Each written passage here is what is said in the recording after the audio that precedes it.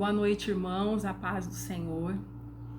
Refletindo com o Senhor acerca dos pecados e das falhas de caráter que há em mim, o Senhor me levou em Gênesis 28, a partir do verso 10, que diz assim: a visão da escada de Jacó. Partiu, pois, Jacó de Berseba e foi-se a Harã. E chegou a um lugar onde passou a noite, porque já o sol era posto. E tomou uma das pedras daquele lugar e a pôs por sua cabeceira, e deitou-se naquele lugar. Para nós contextualizarmos esse momento na vida de Jacó, nós precisamos compreender os capítulos anteriores. O que se passa? Bom, Jacó era filho de Isaac e de Rebeca. Rebeca era estéril, não poderia ter filhos, não podia ter filhos, mas o Senhor concedeu a ela uma gravidez de gêmeos. Primeiro nasceu Esaú e Jacó nasceu agarrando ali, segurando os pés de Esaú. Por isso esse nome, enganador, aquele que faz tropeçar, aquele que pega pelo calcanhar.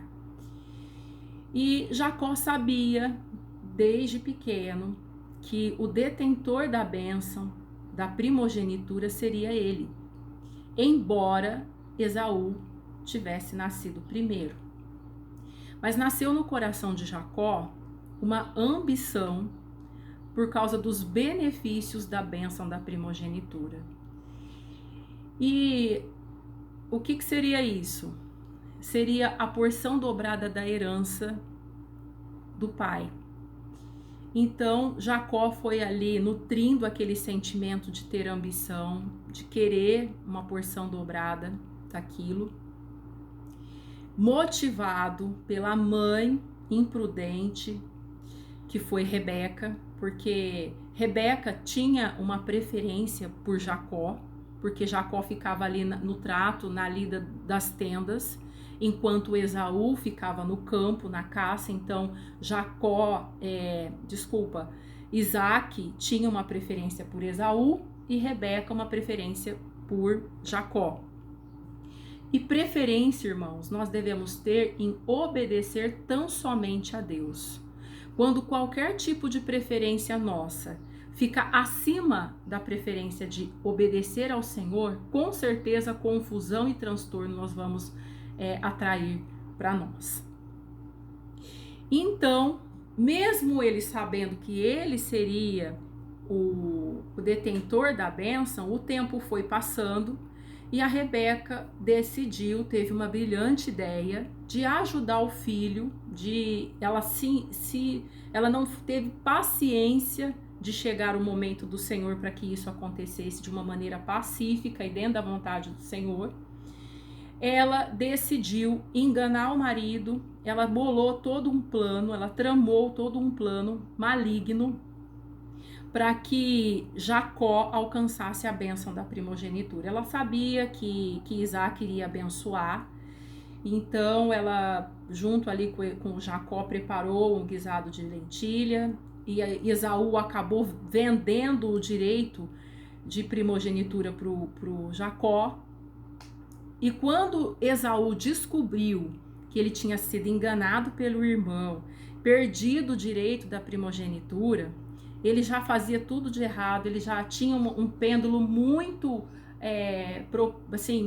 muito intenso para o mal. Ele ficou enlouquecido e ele declarou que ele mataria Jacó. E Rebeca, com medo disso acontecer, ela fala para Jacó: pega, não deu tempo de pegar nada, na verdade, eles deram ali um pouco de azeite, um cajado, e ele partiu dali, da casa dele. E uma pessoa que tinha tanta ambição pelo dobro da herança, ele saiu de casa com uma mão na frente e outra atrás, completamente sem nada.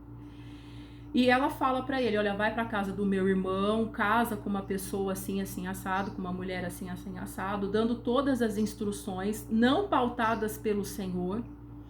Então, ela agiu de uma maneira completamente oposta àquilo que Deus esperava para que ela agisse naquele momento. E então Jacó sai fugido de casa.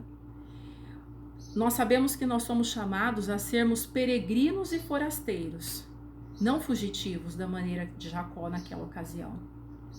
Mas ele precisou viver como um fugitivo durante muito tempo. Nesse momento que ele tem o sonho da visão da escada, a Ellen White, no livro Patriarcas e Profetas, ela fala que ele estava com tanto medo, com um pavor tão grande de Esaú, que Satanás e seus demônios estavam apostos para perturbar, para oprimir ainda mais Jacó, para que ele se afundasse ainda mais nos pecados, caindo nas tentações que Satanás tinha colocado para ele ali naquele momento. Mas como Jacó não era uma ovelha perdida, ele era uma ovelha desgarrada, uma ovelha rebelde. Por quê? Porque Jacó, ele sabia, ele conhecia os princípios da palavra de Deus por meio de seus antepassados. Inclusive, foi a partir dessa ocasião que ele aceitou a Jesus e ele passou a ter uma intimidade, um relacionamento com Deus, porque até então ele se referia a Deus como Deus dos meus pais, Deus dos meus antepassados. Mas ele lembrou, ele teve um lapso de memória, ele lembrou que não adiantava a preferência que a mãe dele tinha por ele mentir, ele enganar, entendeu? Ele fazer toda aquela confusão pelo direito da primogenitura, ele quebrou os mandamentos do Senhor. Ele instaurou um decreto de morte dentro da casa dele, por causa da atitude que ele tinha. E ele estava tão oprimido, e ele sabia que a opressão que ele estava foi por causa dos pecados que ele tinha cometido. E eu sabia, irmãos, que nos momentos, assim, no preparo da ceia, nos dias anteriores, eu sabia que a opressão que eu estava sentindo era por causa dos pecados que eu tinha feito. E depois mais pra frente a gente vai falar sobre isso. Mas até então, ele teve um lapso de memória e ele falou, eu sei onde eu tenho que buscar, eu sei o que eu tenho que fazer. Eu tenho que me humilhar e buscar o Deus Criador e mantenedor de toda a terra. E ele se humilha ali e ele clama pelo arrependimento, ele pede perdão pelos pecados que ele cometeu. Isso está escrito no livro Patriarcas e Profetas, a partir da página 127.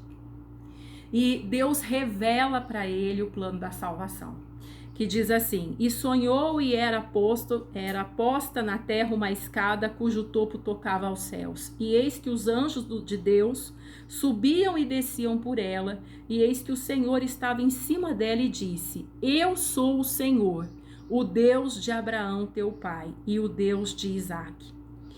Esta terra que estás deitado te darei a ti e a tua semente. E a tua semente será como o pó da terra, e estender-se-á ao ocidente, ao oriente, ao norte, ao sul, e a ti e a tua semente serão benditas todas as famílias da terra.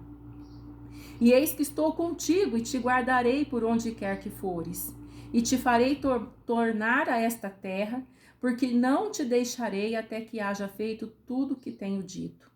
Acordado, pois, Jacó do seu sono, disse: na verdade, o Senhor está neste lugar, e eu não sabia. Por que ele não sabia? Porque até aquele momento, ele não tinha um relacionamento com Deus. Mas os olhos dele foram abertos, o entendimento dele foi aberto.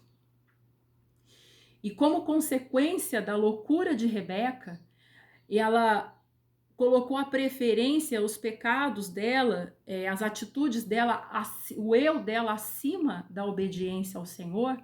Como consequência disso, ela nunca mais viu Jacó. Quando ela se despede e manda ele para a casa do irmão, nunca mais ela viu. Quando ele volta para casa, Rebeca já tinha falecido. Foi a consequência do pecado que ela teve. E temeu e disse, no 17, quão terrível é este lugar, e não é outro senão a casa de Deus. E esta é a porta dos céus.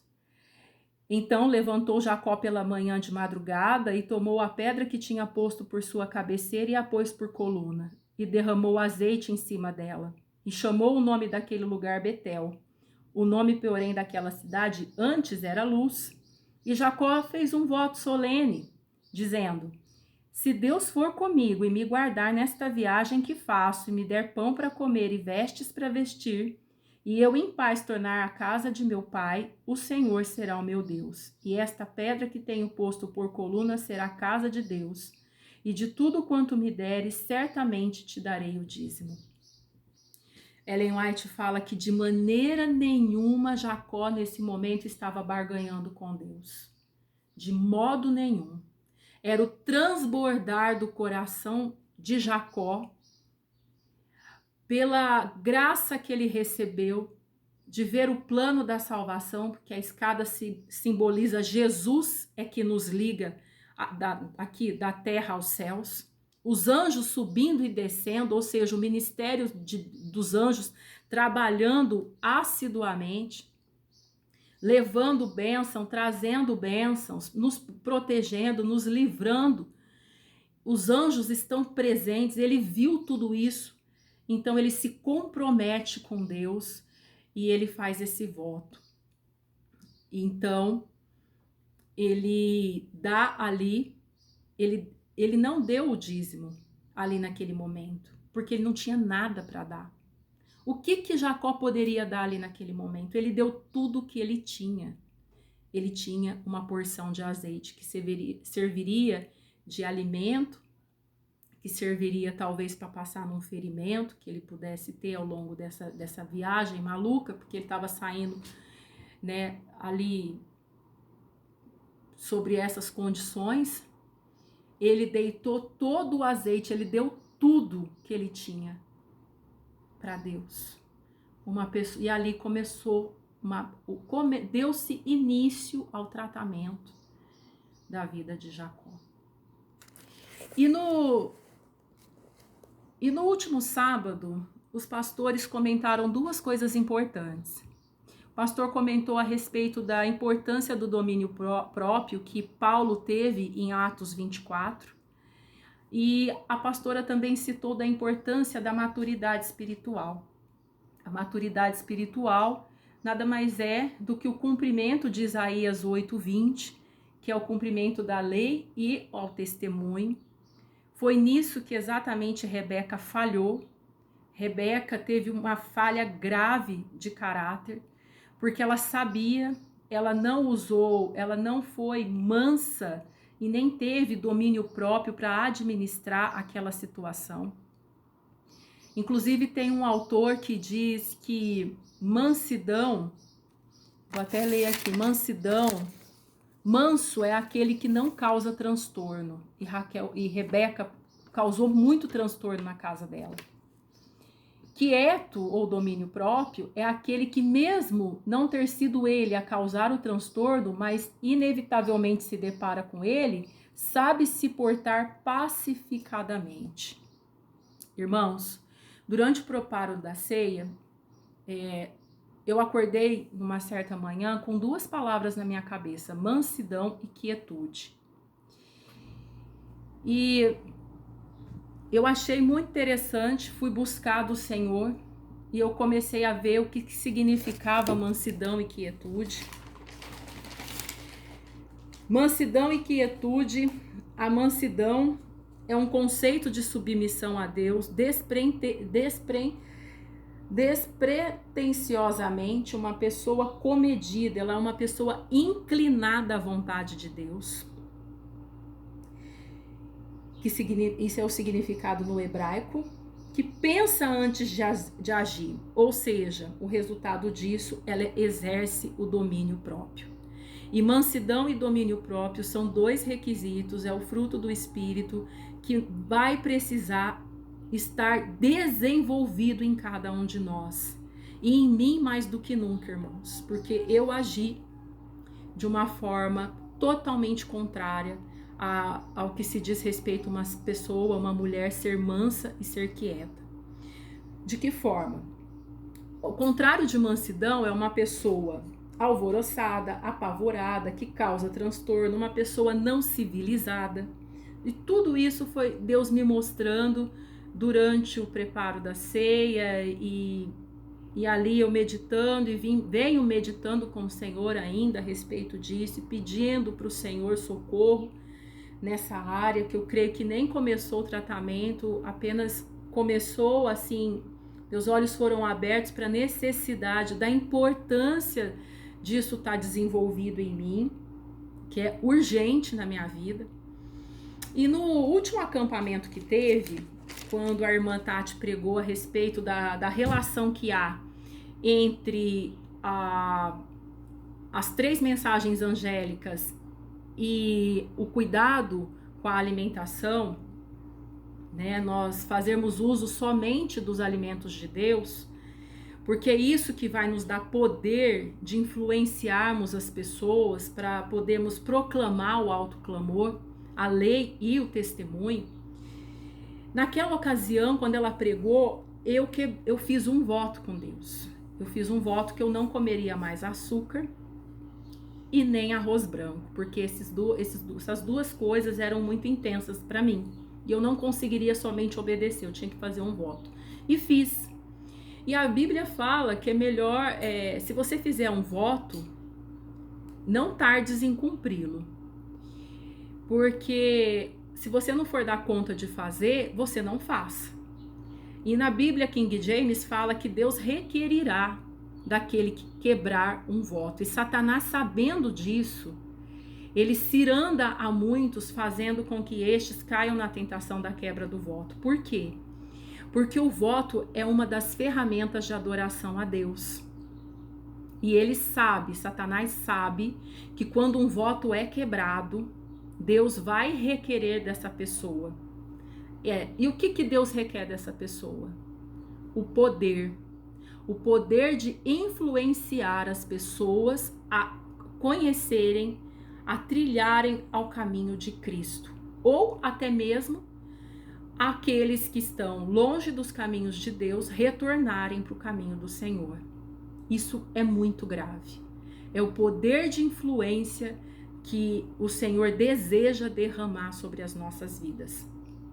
É algo urgente e ele só vai vir por meio da alimentação, da obediência à alimentação. E como preparo da ceia, o Senhor me pediu que eu ajustasse, me fez lembrar da quebra desse voto. Eu já sabia, mas a gente às vezes finge que não é com a gente. Então o Senhor me pediu para ajustar isso.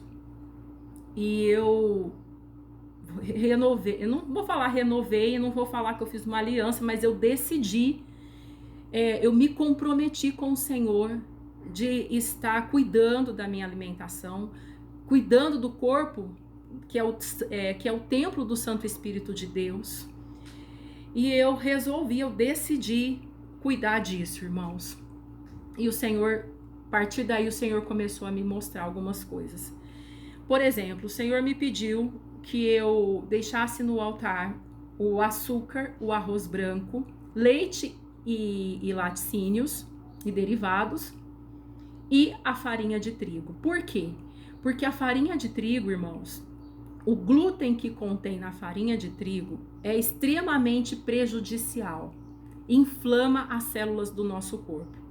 E eu, no meu caso, quando eu decidi colocar a questão das vitaminas em dia, a B12, a vitamina D, que logo no começo da pandemia os pastores orientaram, olha, cuida disso, tem que fazer assim, tem que fazer assado, eu não dei muita importância, mas aí caiu a minha ficha, eu buscando no Senhor, falei, não, eu preciso cuidar disso, até porque eu sou uma pessoa que trabalha na área da saúde. Eu não posso me dar o capricho, eu não posso, a preferência de agradar o meu eu, sobressair a vontade de Deus. Eu preciso ajustar isso. Então eu passei a ajustar isso. Quando eu fiz os exames, eu tive um choque, porque estava tudo muito baixo e eu não entendia por quê, porque eu estava, né? Então eu passei a suplementar da maneira correta, comer os alimentos certos, mas ainda assim eu comi os errados e com um excesso muito grande do açúcar e da farinha de trigo. E quando eu menstruava, o que acontecia? Quando eu menstruava, eu perdia uma quantidade muito grande de sangue. Então isso fazia com que eu perdesse os suplementos que eu havia tomado. E isso me causou um transtorno muito grande, irmãos, porque eu tive que tomar um medicamento que na época da pandemia, no momento mais intenso, há um ano atrás, não tinha esse medicamento, eu precisei correr atrás. Vinha uma enfermeira aqui na minha casa aplicar em mim um medicamento que chama Noripurum uma vez na semana, para poder repor as vitaminas, o ferro e tudo mais. Então, irmãos, ali no preparo da ceia, no dia anterior à ceia, eu tive essa sensação de que Deus já não estava mais comigo, de tanta coisa que eu tinha feito de errado. Por causa dos pecados, por causa da falta de busca, eu estava com raiva de mim mesma. E eu falei, Senhor, e para completar, eu fui repreendida pelas minhas líderes, sabiamente inspiradas pelo Senhor, me trazendo ali, me expondo aos meus pecados que eu estava cometendo, que estavam muito nítidos, muito gritantes, sentimentalismo, exagero, inveja e tudo mais. E eu pedi socorro para o Senhor, eu falei, Senhor, eu não quero ficar assim, eu me comprometo a corrigir isso. Então o Senhor me pediu que eu deixasse no altar, como eu disse para vocês, esses alimentos, e Ele me deu um tempo de 100 dias, o preparo da ceia. Ele falou, a ceia é um momento muito especial, só que muitos se preparam para a ceia e depois abaixam a guarda, e você, por conta do estado do teu coração tão corrompido, tão perverso, você vai precisar cuidar disso de uma forma mais decidida, mais intensa. 100 dias seriam o preparo, vamos dizer, da ceia. Então eu comecei no dia 17 de dezembro esse preparo, essa volta para o Senhor, né, esse comprometimento de desenvolver com o Senhor essa intimidade maior que Ele deseja, para que eu possa alcançar a mansidão e a quietude no Senhor. E aí começou então, deu-se início nessa questão. E a alimentação, irmãos, o consumo, como eu disse para vocês, o consumo do glúten faz as células do organismo se adoecerem. E o útero reconhecendo, por que eu falei do fluxo menstrual? Porque o útero, ele reconhece, irmãos, pela grande sabedoria de Deus, o nosso corpo, ele é todo programado pela programação celestial. Deus sabe, Deus nos criou, Ele nos mantém, Ele sabe exatamente o que faz bem e o que faz mal. E o meu útero, ele reconhecia o glúten, e ele, de uma maneira para expulsar aquilo do meu corpo, eu fazia assim, eu menstruava 2 vezes no mês, ou chegava a ficar 20 dias menstruada. Era uma coisa, isso me causava muitos problemas. E já há muito tempo, há cerca de 1 ano, Deus vem falando comigo a respeito dos malefícios do glúten. Inclusive existe um livro que chama Barriga de Trigo, que fala que não somente o açúcar, mas também o glúten dificulta muito o raciocínio e a cognição, para podermos discernirmos entre o certo e o errado, e trazendo para a nossa linguagem entre o santo e o profano. Então, talvez no meu caso, eu tive um problema sério em relação à minha parte ginecológica, né? E isso estava me causando deficiência de ferro, de B12, de vitamina D, de vitamina A, de vitamina K, de vitamina E, de zinco. Agora eu pergunto para você, e para você, o que o glúten tem te feito mal? Nesse livro fala que zoeira na cabeça, cansaço, enxaqueca, a lista é enorme, irmãos, é muito intensa. E ali o Senhor me pediu 100 dias de preparo, porque o intestino, ele sabendo de todo o lixo que a gente consome, das coisas que não são do Senhor, o intestino, ele leva de 90 a 100 dias para ser regenerado. Olha a grande misericórdia de Deus. O organismo do ser humano, embora tenha comido tantas coisas por tanto tempo errado, 100 dias a gente pode pensar que é até um número pequeno, uma margem pequena aí para a gente estar cuidando disso. Então eu peço para vocês, irmãos, estarem cuidando disso, se comprometendo com o Senhor.